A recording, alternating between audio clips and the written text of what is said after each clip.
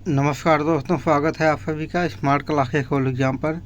दोस्तों, हम लोग अभी इस पर Uttar Pradesh PCS, RO, Bihar PCS, MP PCS आदि एग्जाम में पूछे गए प्रीवियस ईयर के प्रश्नों को और इन्हीं परीक्षाओं में पूछे जाने वाले आगामी परीक्षाओं में मोस्ट संभावित प्रश्नों को हम डिस्कशन कर रहे हैं।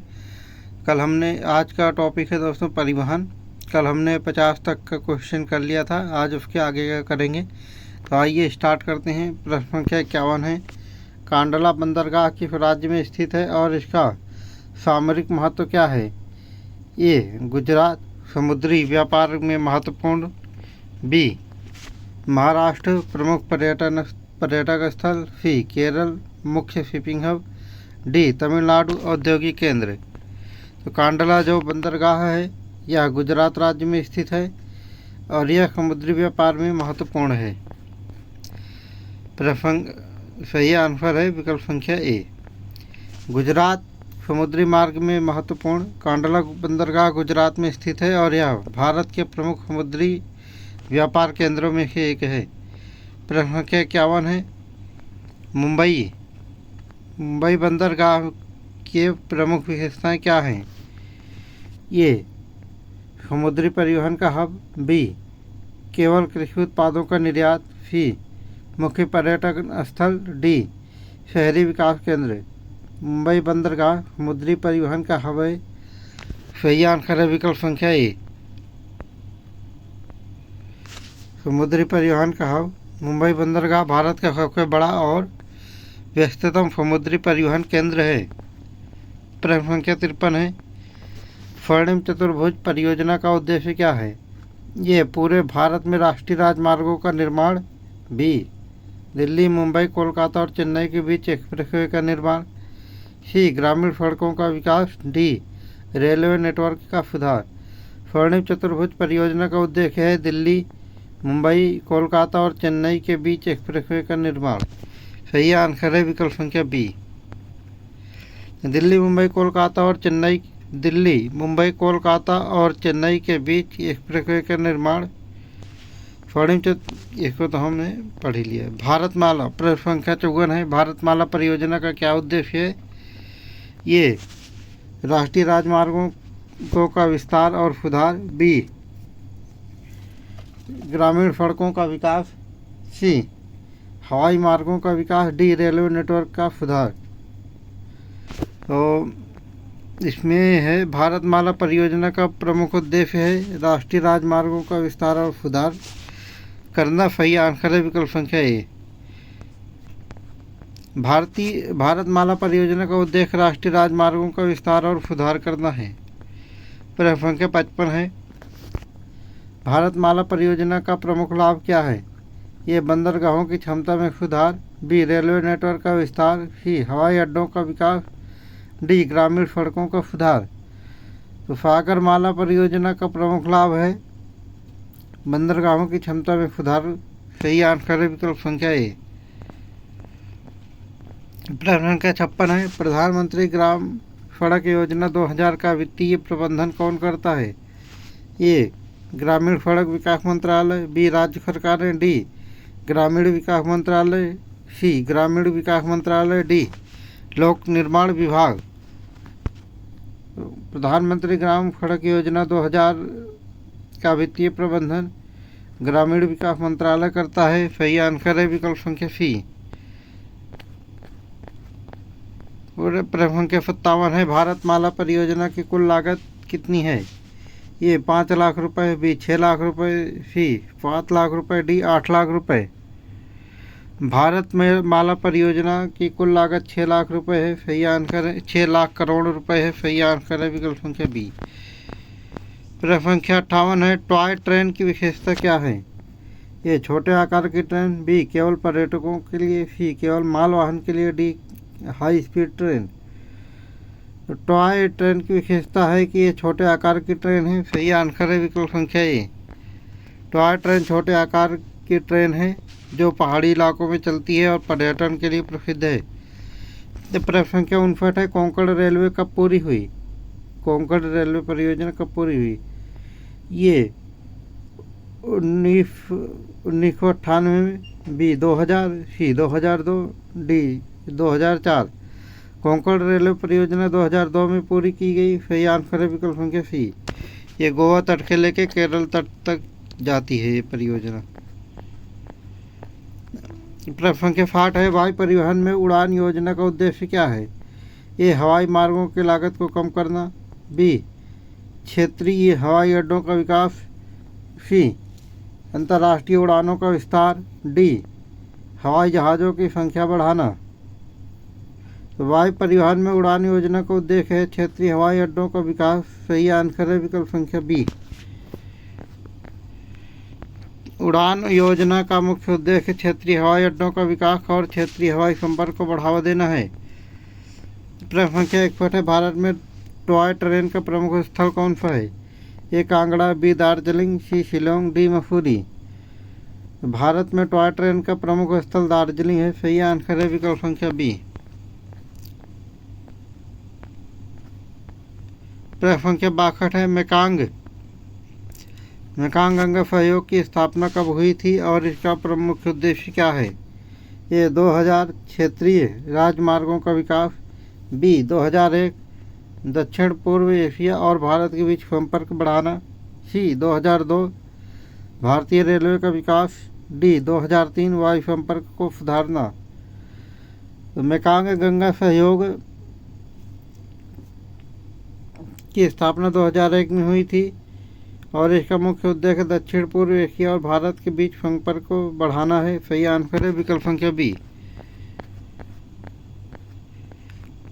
दोस्तों, इसमें डिटेल व्याख्या में भी वही लिखा गया जैसे जो हम चर्चा कर रहे हैं कि ज़्यादा लिखा होगा तो हम उसका एक्सप्लेन कर देंगे।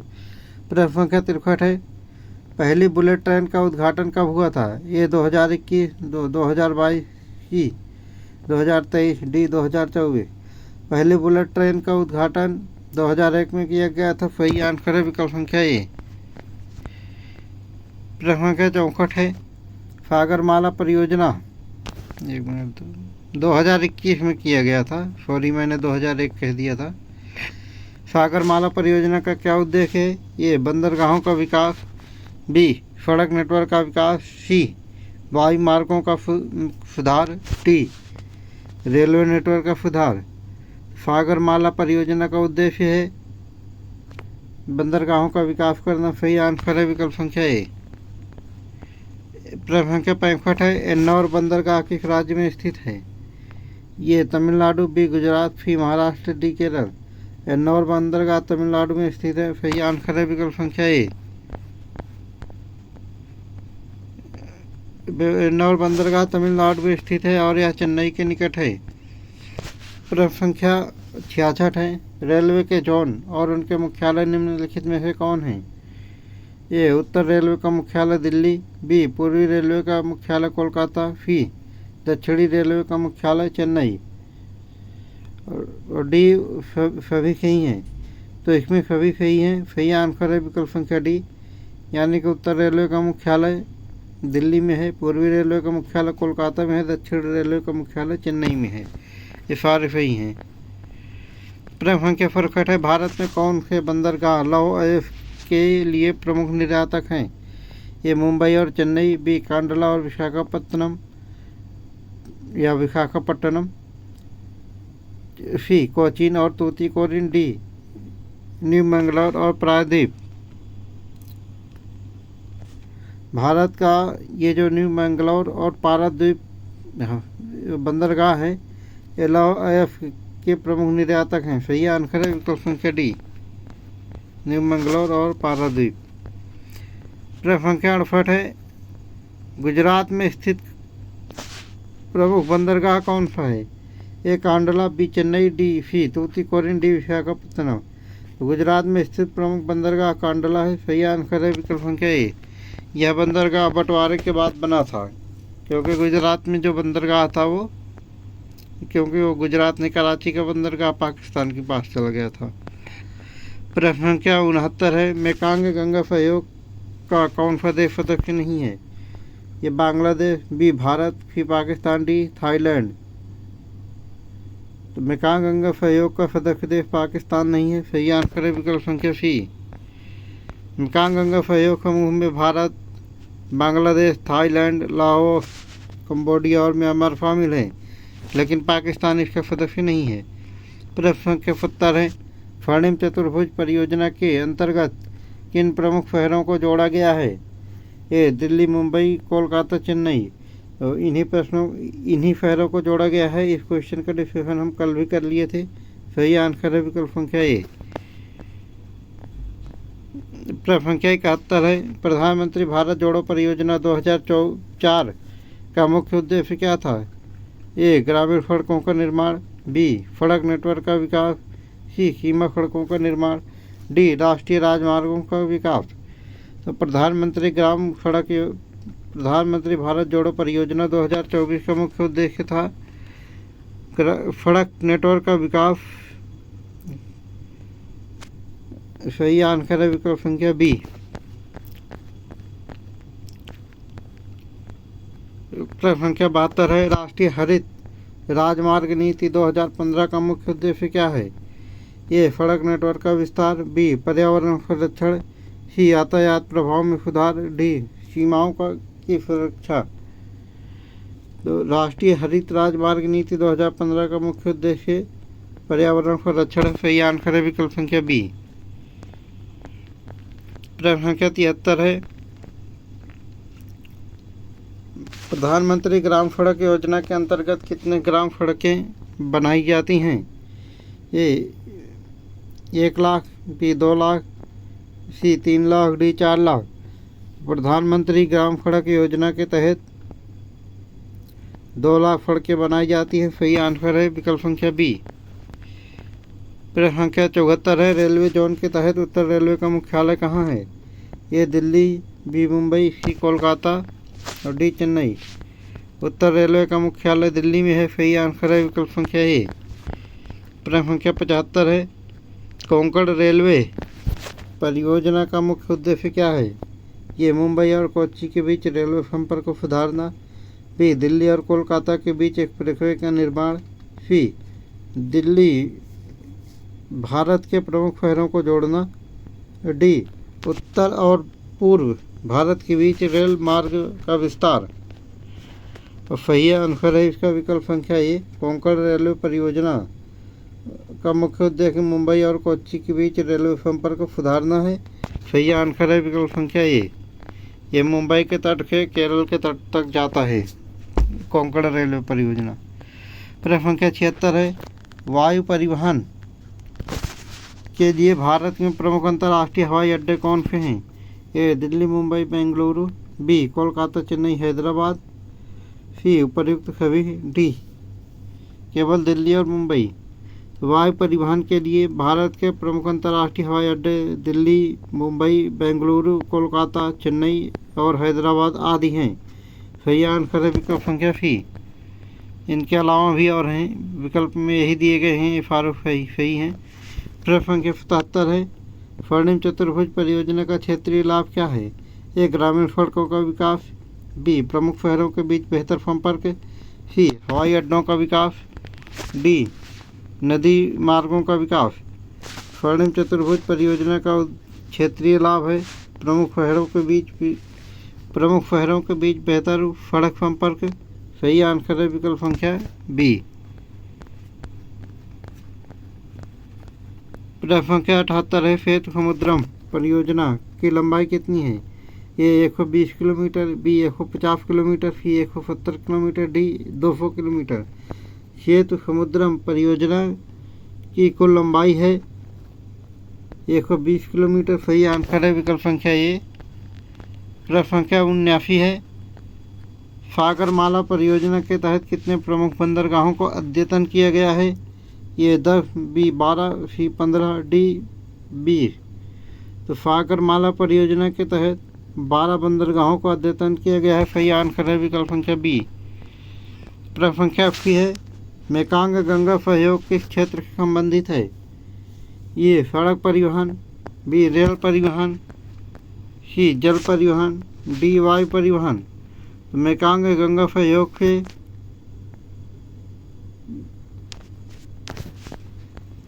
जल परिवहन क्षेत्र संबंधित है। मेकान गंगा सहयोग जल परिवहन क्षेत्र से संबंधित है। सही आंसर है विकल्प संख्या सी। प्रश्न संख्या 81 है। सेतु भारतम योजना की कुल लागत क्या है? ए 50,000 करोड़ रुपए, बी 60,000 करोड़ रुपए, सी 70,000 करोड़ रुपए, डी 80,000 करोड़ रुपए। हेतु भारतम परियोजना की कुल लागत 60,000 करोड़ रुपए है। सही आंसर है विकल्प संख्या बी। प्रश्न संख्या 82 है।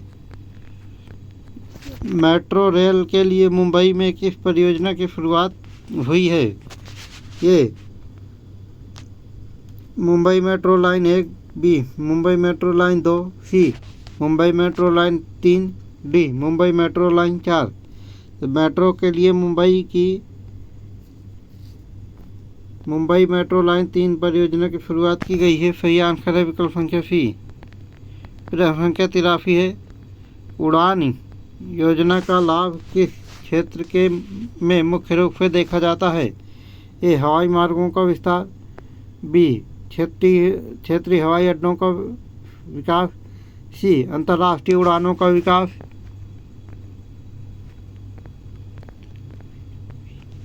डी विमानन सुरक्षा। उड़ान जिसके फुल फॉर्म है उड़े देश का आम नागरिक, से क्षेत्रीय हवाई अड्डों के विकास को लाभ मिला है। सही आंसर है विकल्प संख्या बी। अगला प्रश्न है।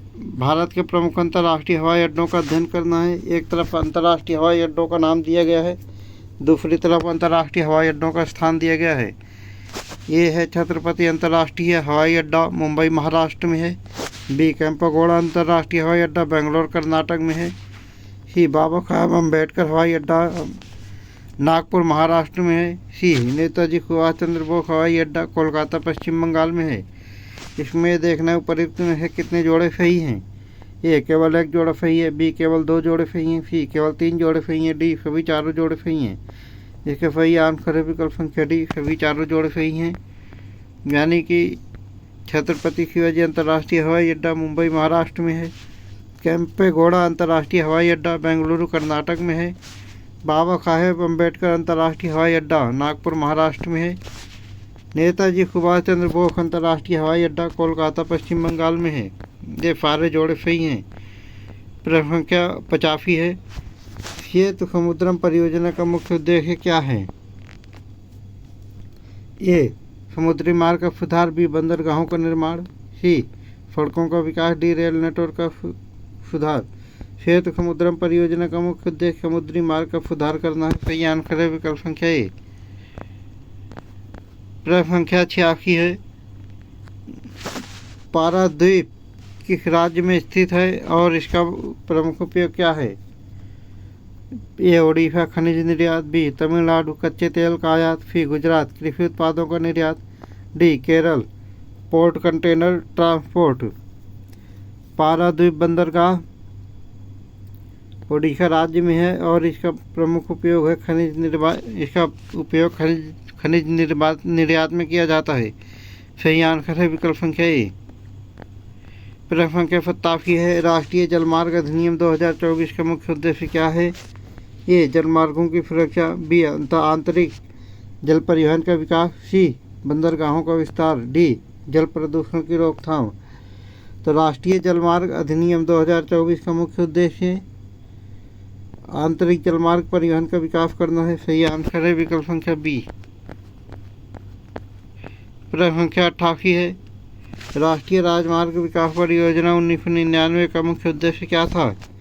ये सड़कों का विस्तार, बी सड़क गुणवत्ता में सुधार, सी सड़क नेटवर्क का आधुनिकीकरण, डी सभी उपरोक्त सभी। राष्ट्रीय राजमार्ग विकास परियोजना 1999 का मुख्य उद्देश्य सड़कों का विस्तार करना, सड़क गुणवत्ता में सुधार, सड़क नेटवर्क का आधुनिकीकरण, ये सभी हैं। सही आंसर है विकल्प संख्या डी। प्रश्न संख्या 89 है। सागरमाला परियोजना की कुल लागत कितनी है? इसके हमने पहले चर्चा कर ली है, पहले भी ये प्रश्न आ चुका है। सागरमाला परियोजना की कुल लागत 60,000 करोड़ रुपए है। सही आंसर है विकल्प संख्या बी। प्रश्न संख्या 90 है, भारत माला परियोजना के तहत कितने किलोमीटर सड़क का विकास किया जाना है? ए 25,000 किलोमीटर, बी 30,000 किलोमीटर, सी 35,000 किलोमीटर, डी 40,000 किलोमीटर। तो सागर भारत माला परियोजना के तहत 30,000 किलोमीटर सड़क का विकास किया जाना है। सही आंसर है विकल्प संख्या बी। प्रश्न संख्या 91 है, सेतु भारतम योजना के तहत कितने पुलों का निर्माण किया जाना है? ये 10,000, बी 15,000, सी 20,000, डी 25,000। सेतु भारतम योजना के तहत कुल 15,000 पुलों का निर्माण किया जाना है। सही आंसर है विकल्प संख्या बी। प्रश्न संख्या 92 है, मेट्रो रेल के लिए कर्नाटक में किस परियोजना की शुरुआत हुई है? ए बेंगलुरु मेट्रो परियोजना, बी मैंगलोर मेट्रो परियोजना, सी हुबली मेट्रो परियोजना, डी शिमोगा मेट्रो परियोजना। तो मेट्रो रेल के लिए कर्नाटक में बेंगलुरु मेट्रो रेल परियोजना की शुरुआत की गई है। सही आंसर है विकल्प संख्या ए। प्रश्न संख्या 93 है, भारत का सबसे लंबा राष्ट्रीय राजमार्ग कौन सा है और इसकी लंबाई क्या है? इसको ये सबसे लंबा तो यही दिख रहा है इसमें, ये NH 44, लंबाई 4,112 किलोमीटर। सही आंसर है विकल्प संख्या, सॉरी गलत है ये NH 2 1,460 kilometre, B NH 44 4,112 kilometre, C NH 7 2,100 kilometre, D NH 27 2,500 kilometre.